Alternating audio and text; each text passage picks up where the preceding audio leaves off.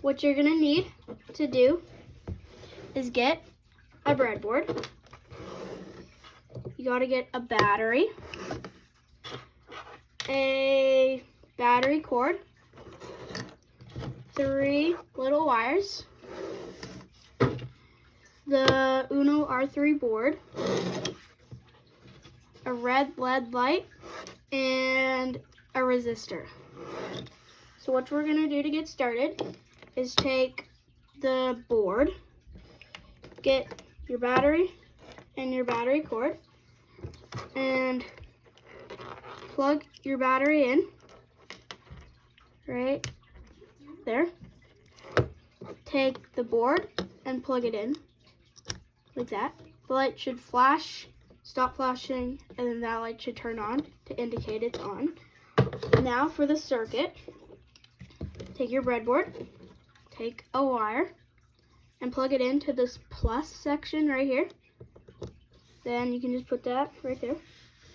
Take your red LED light and make sure the short wire is facing towards you.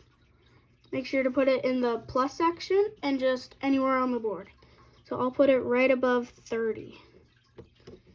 Now, take your resistor. I'll tell you a little bit about a resistor.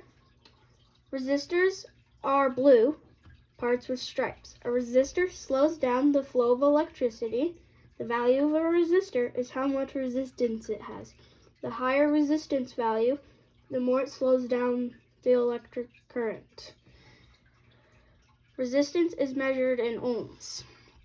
Now, take your resistor, doesn't matter which way it goes, and plug it in line with your LED light.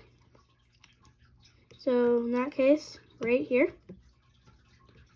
take a wire, just this one, plug it in here, underneath the resistor. And this time, when you plug it back in here, make sure it goes in the minus line right here. So right here.